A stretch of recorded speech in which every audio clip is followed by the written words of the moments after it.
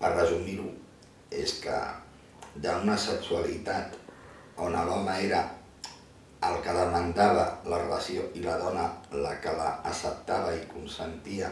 De fet, la dona segueix sent, en aquest sentit, menys permissiva que l'home en determinat tipus d'experiència, precisament perquè té por a ser criticada. En teoria estem en un model en el que tant un noi com una noia pot prendre la iniciativa i té la llibertat de viure la seva sexualitat com vulgui, però ens xoca amb un altre model, que és potser el més tradicional, no?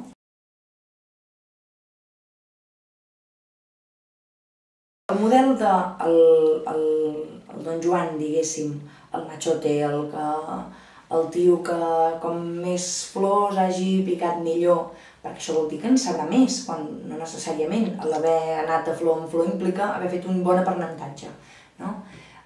Tindrà moltes experiències, però això potser no l'ha fet aprendre.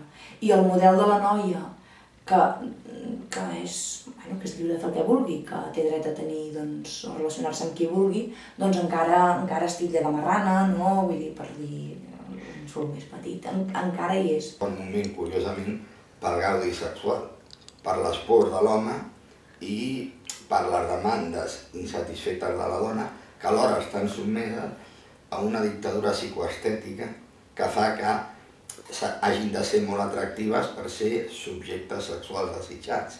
I aleshores gestionar tot això no és fàcil.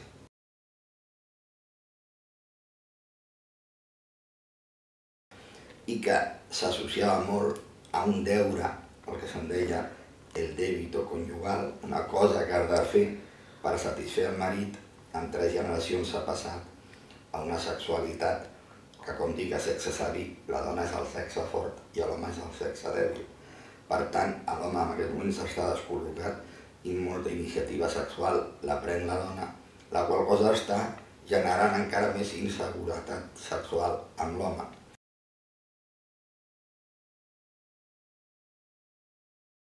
La monogàmia està en crisi. El problema és que no hem trobat cap sistema millor d'estructurar la societat. I aleshores això, d'alguna manera, s'està gestionant amb el concepte de monogàmia imperfecta, que no és altra cosa que monogàmia amb infidelitat. Depèn del que entenguem per monogàmia, no? Però no m'ho crec. Vull dir, en el fons, s'han fet molts debats sobre si l'home és fidel o infidel per naturalesa. Realment jo no soc genetista, però l'únic que s'ha demostrat és que hi ha un al·lel d'un gen que fa que hi hagi persones, sobretot homes, que no puguin establir certs compromisos o certes vinculacions estables. D'aquí a treure la conclusió que l'home és infidel per naturalesa, i va quilòmetres, no?